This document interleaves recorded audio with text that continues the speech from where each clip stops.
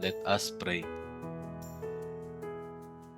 Panginoong Hesus, kami po ay taos-pusong nagpapasalamat sa inyo sa panibagong araw na ipinagkaloob ninyo sa amin. Salamat po sa bagong umaga, isang panibagong pagkakataon upang magtrabaho, maglingkod at maging pagpala sa aming kapwa.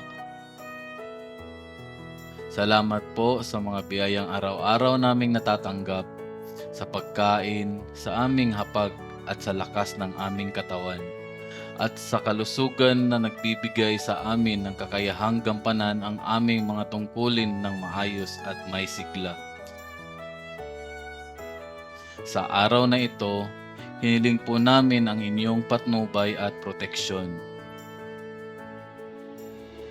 Gabayan po kami sa lahat ng aming mga gawain, lalo na po sa mga kasamahan namin na nasa delikadong bahagi ng operasyon.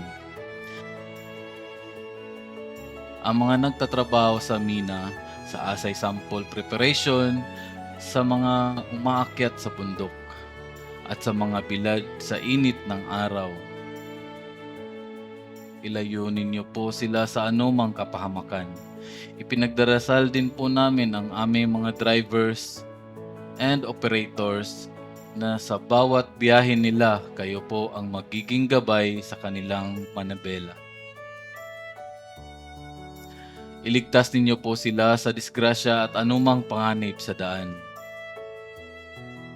Panginoon, sa bawat hakbang, sa bawat kilos, sa bawat desisyon, kayo po ang aming sandigan.